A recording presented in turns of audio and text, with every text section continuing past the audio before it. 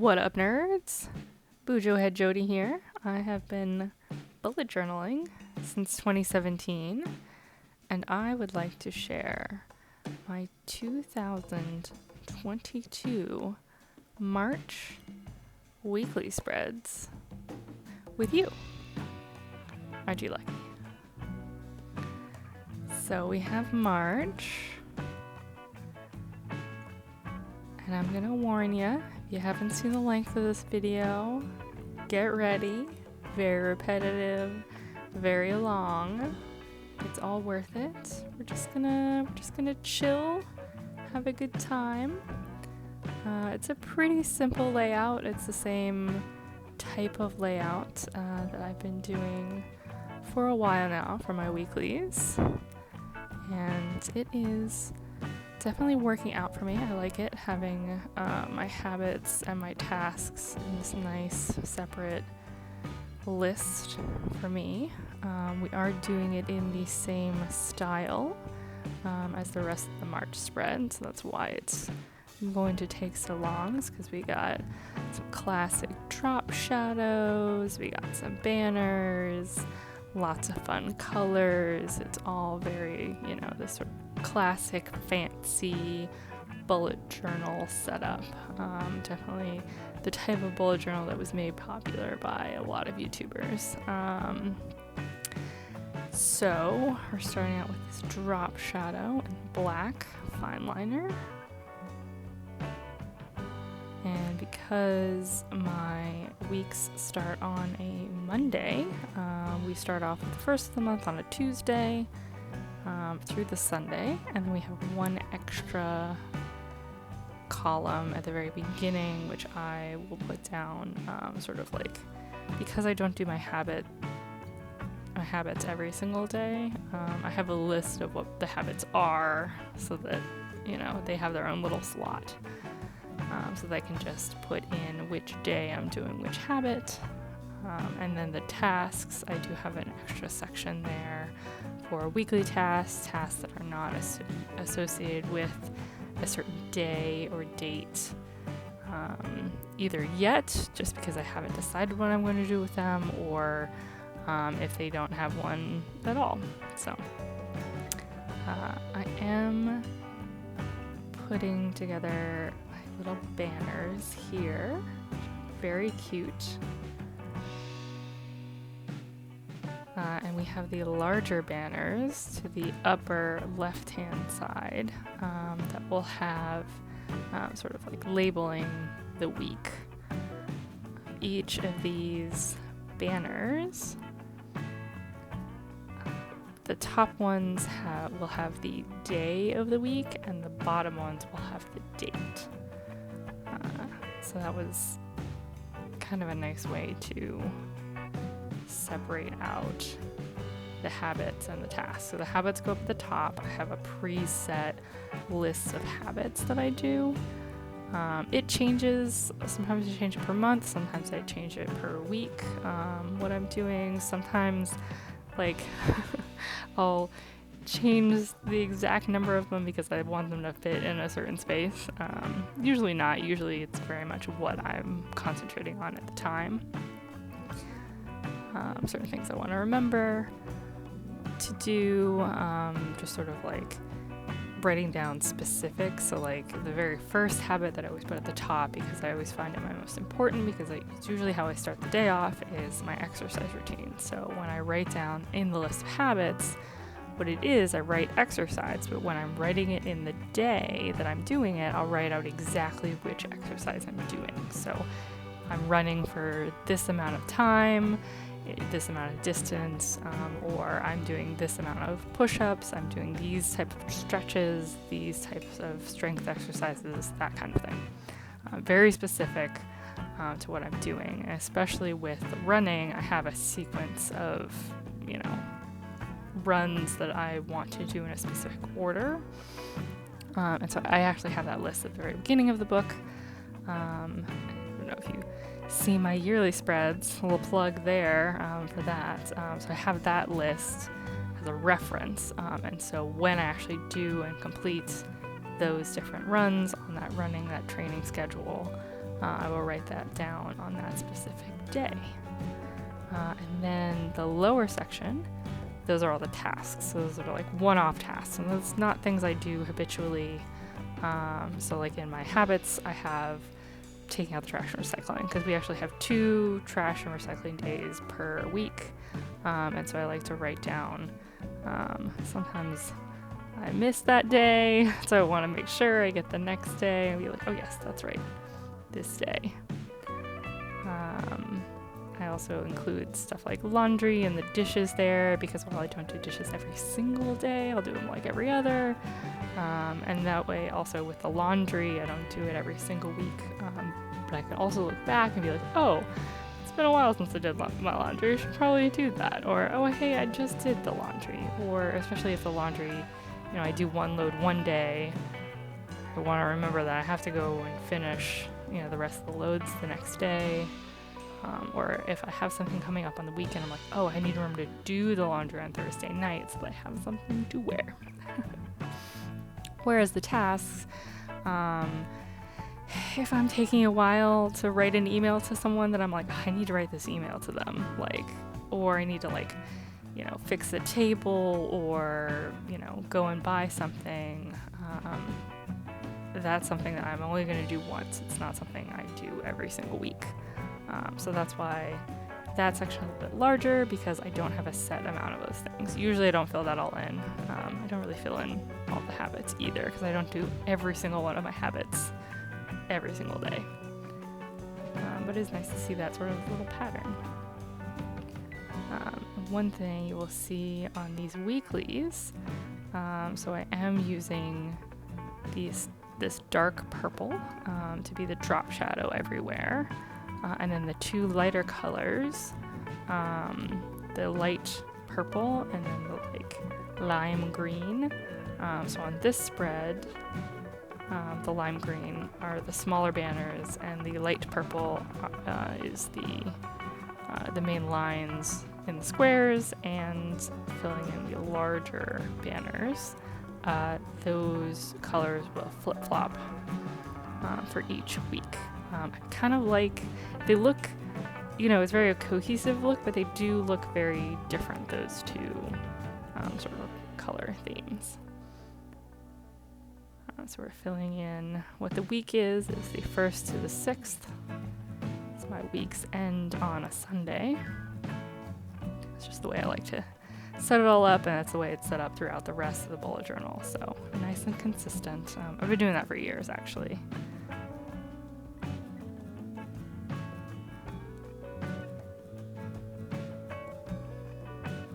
And then all of the fonts here have my little serifs, which I actually found easier to write the words out first and then go back and throw the serifs on anything, which no serifs on the numbers, the numerals.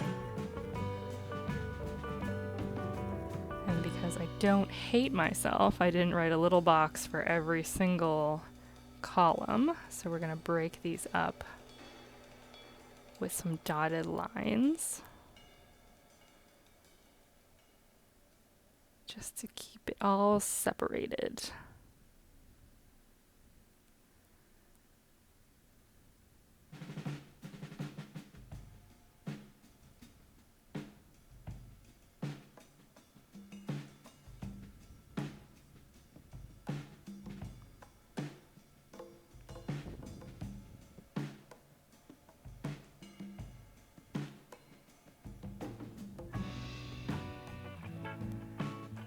And another part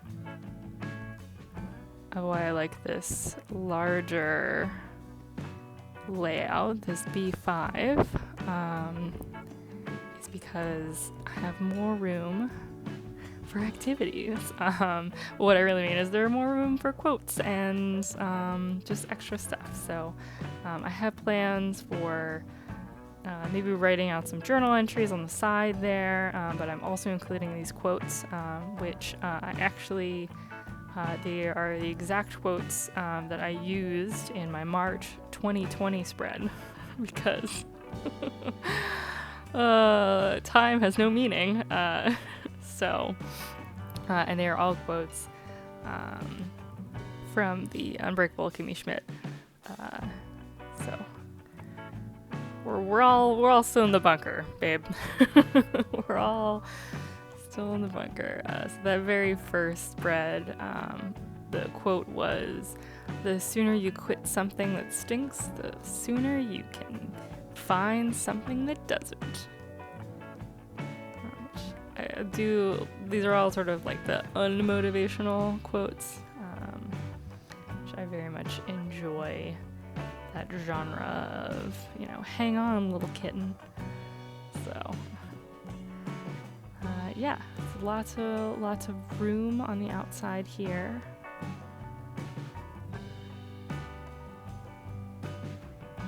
Which is very nice.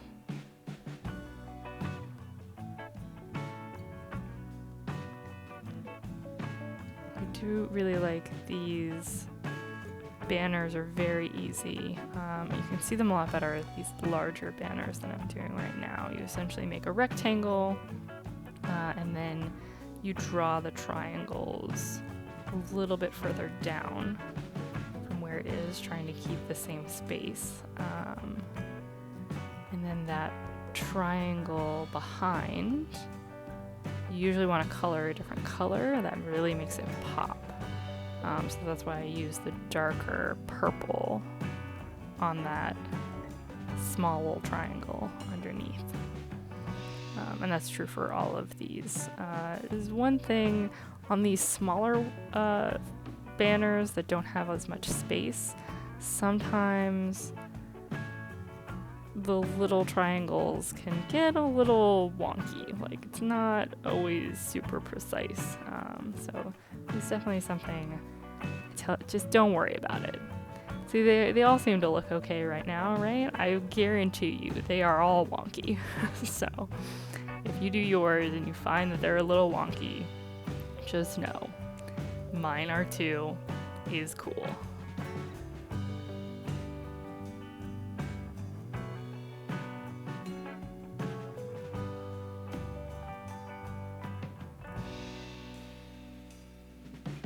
I do like sort of the prominence that putting a banner like that gives to even these smaller headers. And then sort of highlighting them in a slightly different color also gives you that sort of that pop, that importance.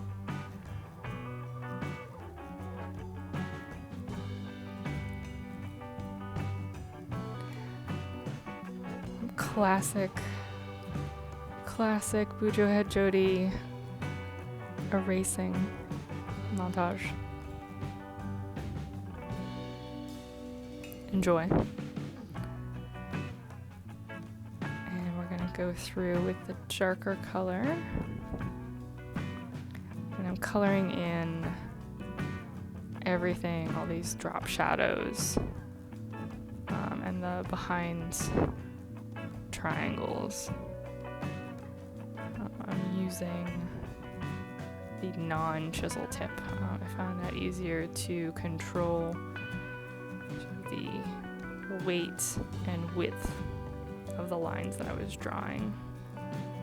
And then when I go in with the other colors and color in the banners, especially the main part of the banner, I am using the chisel tip there just because it's easier to get a straight line with those. And it is wider, so you only have to go over that maximum 2 times. And usually on the smaller ones, depending on how skinny you're making them, you might only need once. Or, so I don't actually do this, but I could see it working out. You don't completely color in all the way to the edge. If you just do sort of one swipe, I think that would be a very interesting dynamic coloring job. So I don't do it because I also because I'm coloring in the part of the ribbon that is behind. So I think it would look a little strange if the main part was not also colored in the same way. But you could probably just do an extra little swipe on the behind ones as well. Maybe you'll have to incorporate that into a future spread.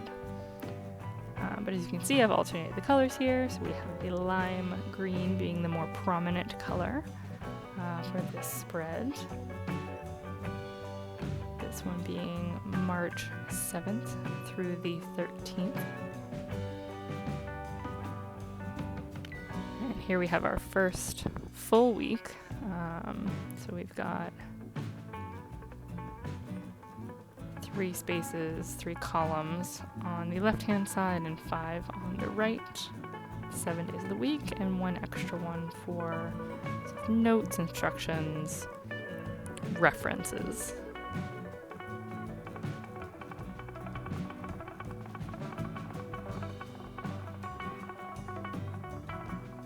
I mentioned this in the March monthlies, but I found an easy way to color in sort of the ends of these banners is to go in sort of a figure 8 kind of pattern. Again, that section is, it's a little wonky. It's not quite precise. So don't feel bad if you end up coloring outside the lines a little bit. You can always go back and touch it up with a white pen or something like that.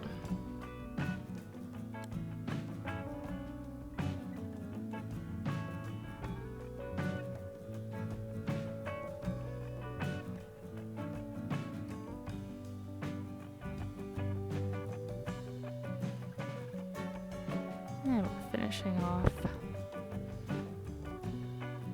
the headers with all the serifs.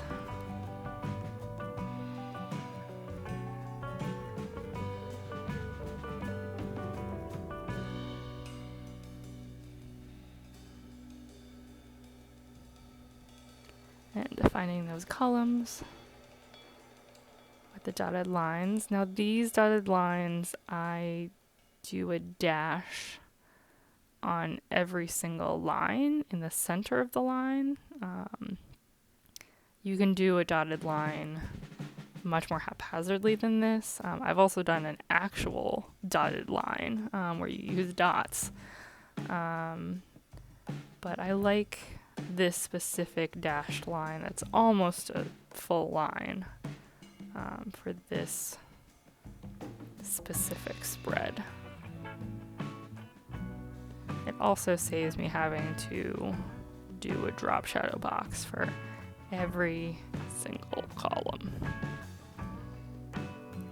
We're already spending too much time.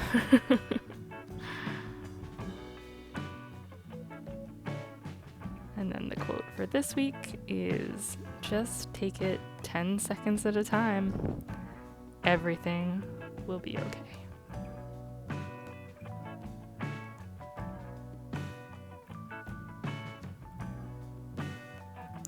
Very helpful in my running. Sometimes I'm like, I don't know if I can get there, but you know what? You can take anything for 10 seconds.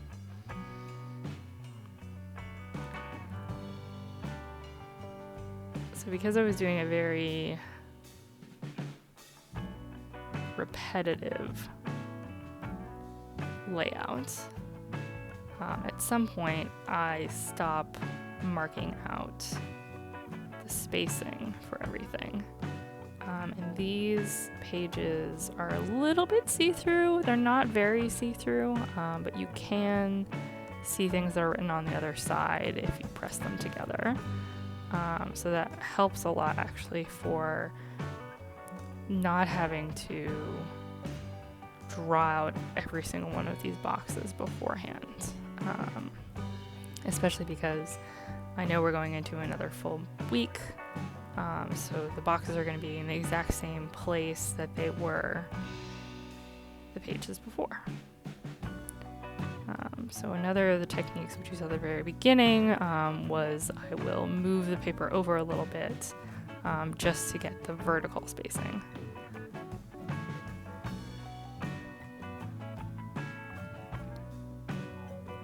And then the right side of this layout here is fairly easy because I know it goes all the way across the page. And this is true even if there's like a 1 box indent or something like that. Because I've done it at least twice before, I know how many boxes over things are going to be. And it'll leave a little bit of room for that drop shadow.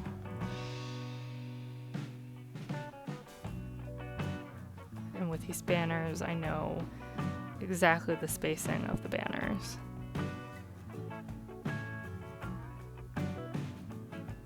You do have to be careful that you don't fall into the trap of, oh, I know this so well, I'm just gonna put this here.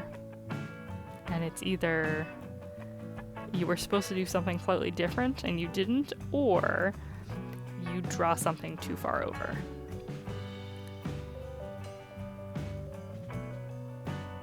So another technique, which I think I'm using it here, is there's always a certain number of boxes between things. So we'll count over like 3 boxes and then make the rectangle 4 boxes big. So it's gonna be 3, 4, 3, 4, 3, 4.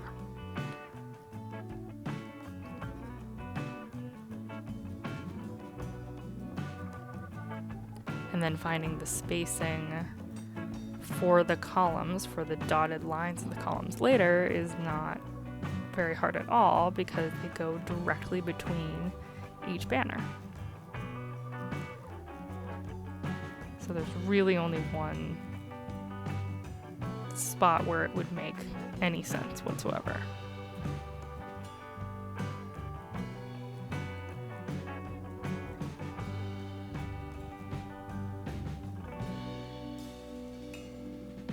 And then having things line up vertically also helps, because then you basically just need to eyeball it a little bit and it's completely fine.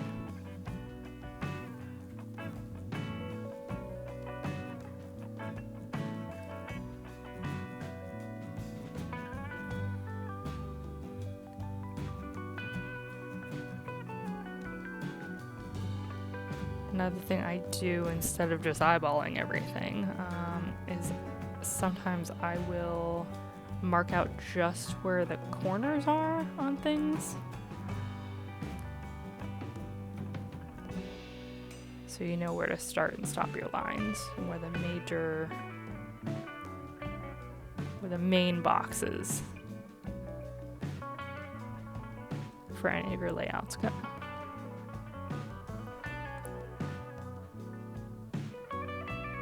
It's especially helpful for things that are farther apart than just a couple of spaces. So something that's like, say, 12 spaces apart, that gets tough to accurately count every single time. So a lot of times I'll just eyeball it, which is always a mistake. So something like that, I will probably pencil in those kind of intervals. Where something that's shorter, like a 3 and a 4, that one's pretty easy to count out every single time. I think anything up to about 5, sometimes 6. So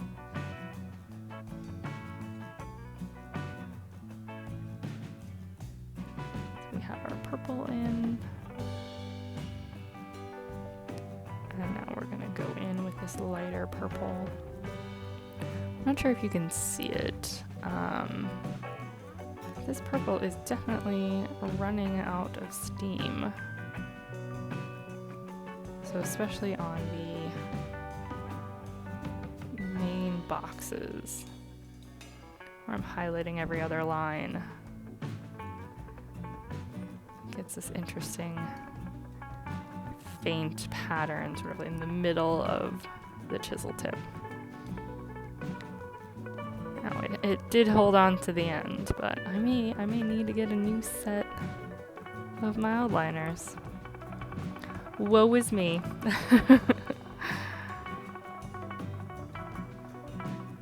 going over this because I feel like they're just too faint.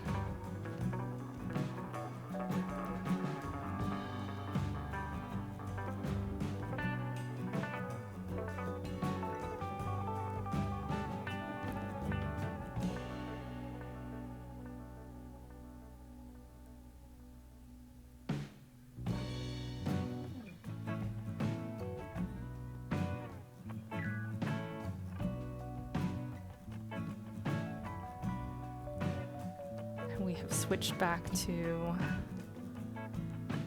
the same color pattern as the first week,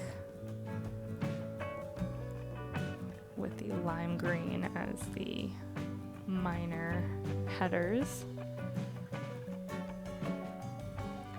and the light purple as everything else.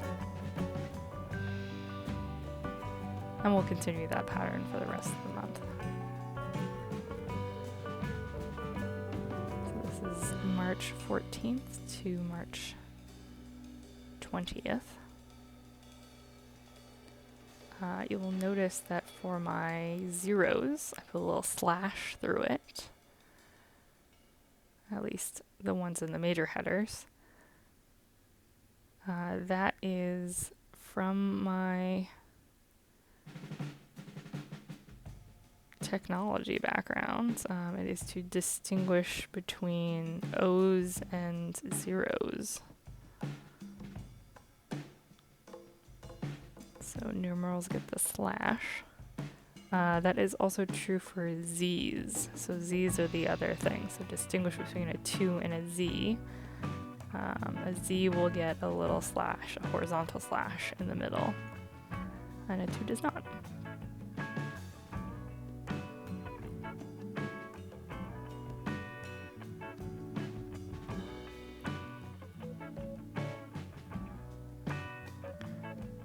Little idiosyncrasies with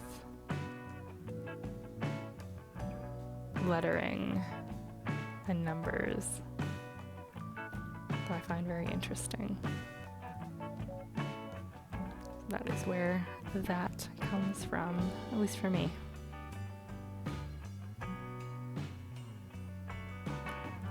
We're defining these columns.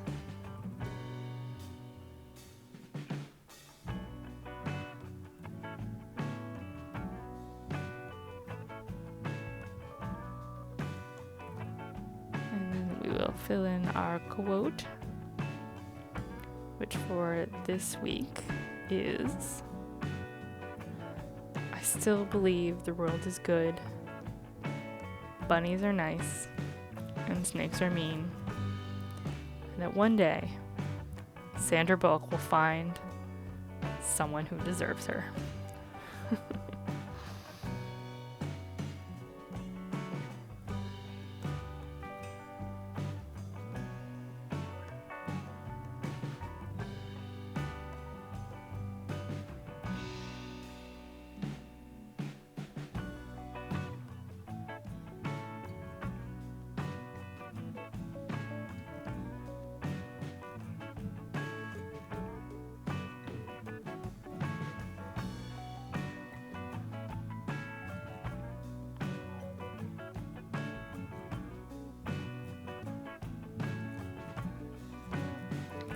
Using a lot of the spacing techniques that I talked about in the last spread.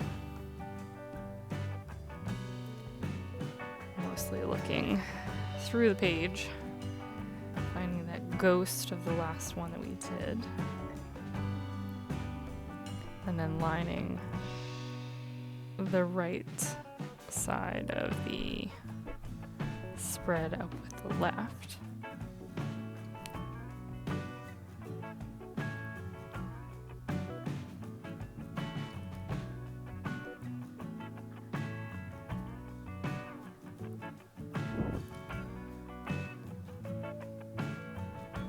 For this month, the habits are very particular. So I had to count out those before I made the very first spread. and decide which ones I wanted to include. So they list from top to bottom, which I usually put exercise at the very top, mostly because it's the most important one that I like to start with. If I've done that, if I've done my exercise routine, I know it's a good day. It's definitely a priority because I have so many of them. There are some that I'm like, we'll get to it when we get to it, and that's fine. It also happens to be that I start my day off. I get up and I do my exercise routine. But that's not always the case of that. The list of habits are in order chronologically during the day. In general, try to keep it that way, but there's a lot of things that are very overlapping. So the very first one is exercise. The second one is Pokemon. I play Pokemon Go, and there's always a daily task in there, and I always forget, and it skips a day, and I don't get my points. And I have a really good friend who plays as well, so can't ever really keep up with her, but it's nice to have something to check in on. The third one is walking my dog, and I will actually write down the number of times in the day, because some days I walk her once, some days I'll walk her twice. It also depends on if it's a really hot day, or if it's real cold, or if it's raining, thundering, storming. She does not like to go outside then. The fourth one is doing my dog's nails. So she does not like having her feetsies touched, and so we've been slowly working on allowing allowing me to cut her nails. So sometimes I just use the Dremel on them,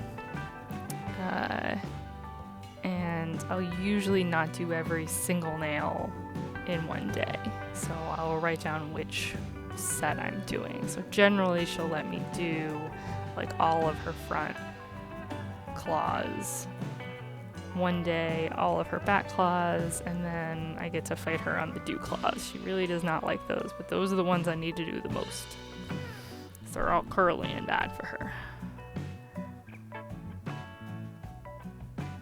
And I do each set once a week, just so that we can work on getting them a little bit shorter. She still click-clacks a little bit on the floor, but we're doing better with that. And then the fifth one is dog teeth. Her vet has also suggested that I brush her teeth, which is tedious. It's not always going great, but we make the effort. We do pretty well.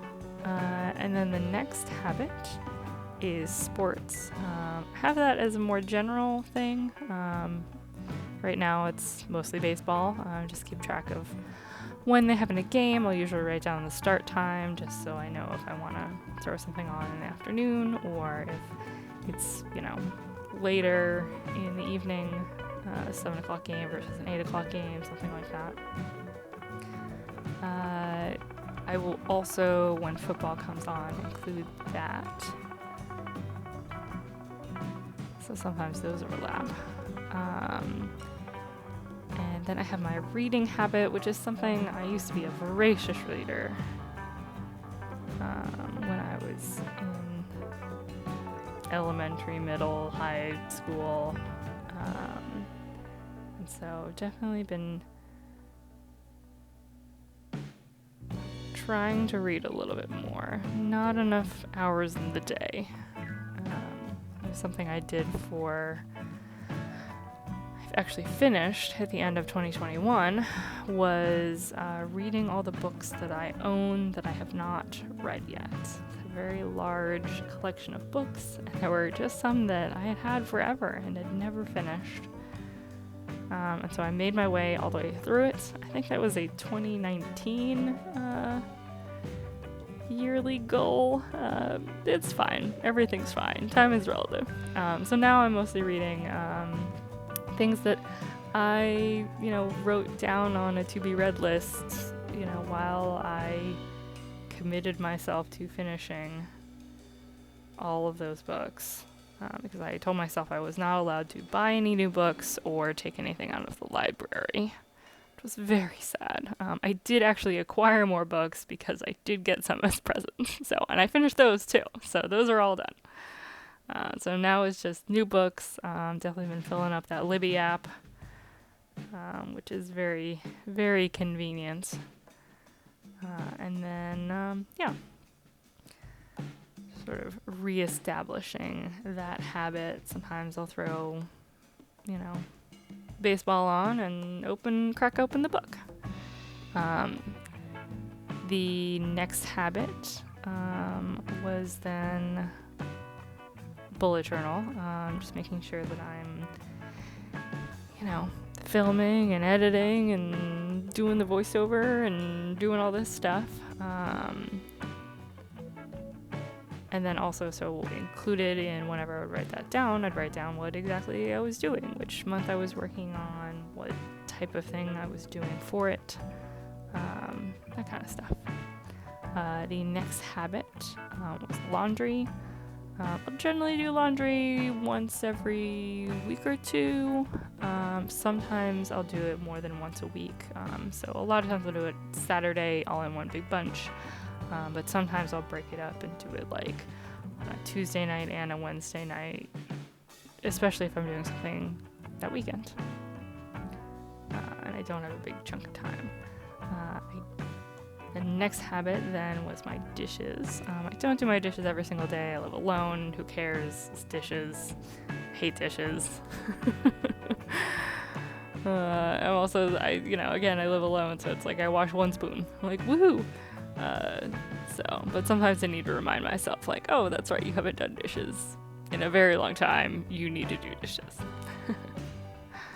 The next habit was trash/recycling.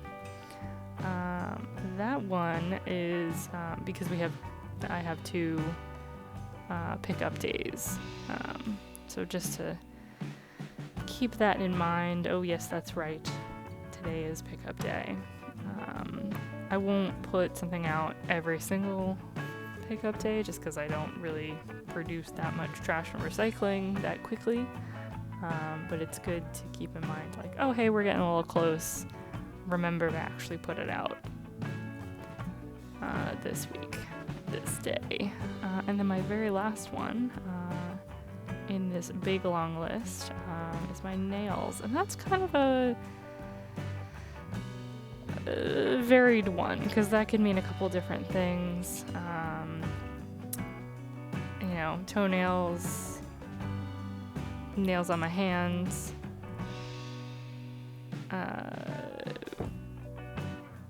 cutting them, painting them,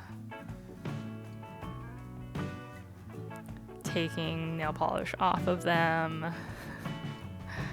So anything having to do with that, and usually I will keep those details along with when I write down that habit. And I usually use those in a very classic bullet journal sense, in which I will write them down, and if they're done, I cross them off. If I don't do them, they get a strike through. If I decide, oh, hey, I'm going to do that same thing, but I'm going to do it tomorrow, do a little forward arrow, especially with the tasks. If I've scheduled it but I haven't done it yet, I'll do that backward arrow. And then for the previous week, that quote there, if you did not catch it, was life beats you up.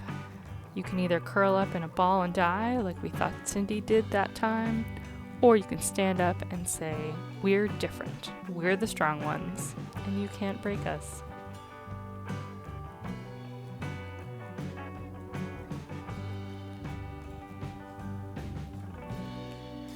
And then with this final week, which is not even a full week, it only goes through Thursday,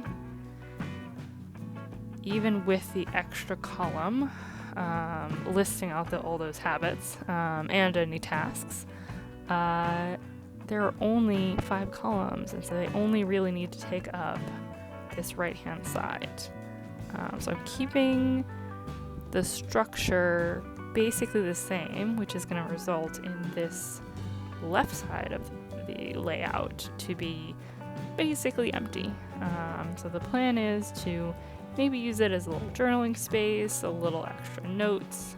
We're gonna figure out what we want to do with it later, but we're gonna keep the same exact sort of structure and theme as the rest of the month. Which is something I feel like, because I have so much extra space, that I have the leeway to do this in this larger B5 size. I don't need to worry about as much because I know, especially with January not having weeklies and my weeklies in February taking up so little space, if I really need to, I can condense a lot of things.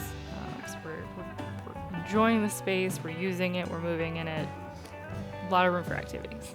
So we've got basically our notes column and then our 4 days. So a little less of the tedious work to do.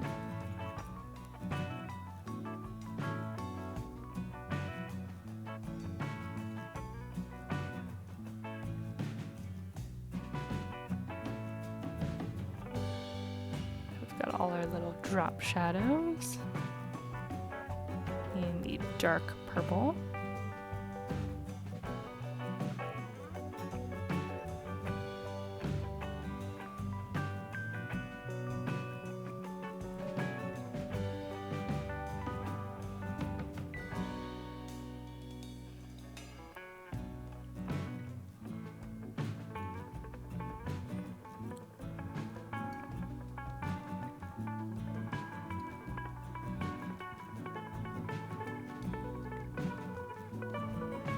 And I do really like the crispness of outlining that drop shadow. And it is much easier to do the outline first and then color it in. Recommend. And then the main color, we're switching back to the light purple, which almost gives up the ghost at the very end, but manages to pull through. We'll see if I have any more purple spreads in this year.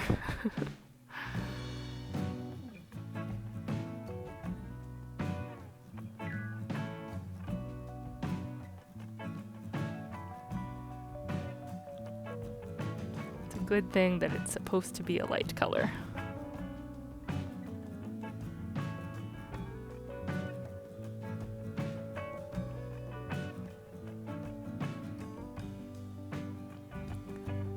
Lime staying strong.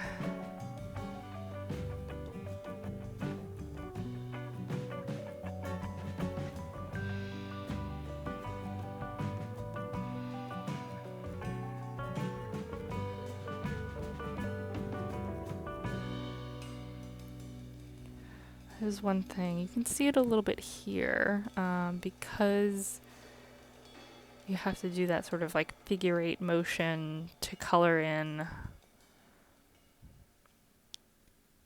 the sort of folded back parts of the banner. You do end up going over the black pen a little bit, which actually with this lime, it definitely darkened the lime. However, because it's supposed to be, from the force perspective, further away from you, it makes sense that it would be darker, and so it actually makes that sort of, that pop, that way that it, the main rectangle part looks closer, it makes that look even better and more true, which I found very interesting, that something that's ostensibly a mistake or like, you know, a bad side effect actually ends up becoming a good side effect.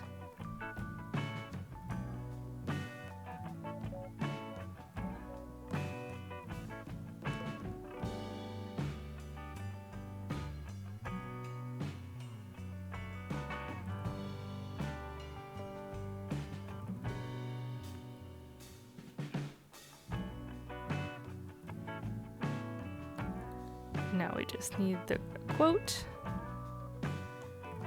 which is, "You get to live your life the way you want." That's the whole point of not being in a bunker. No one gets to tell you what to do.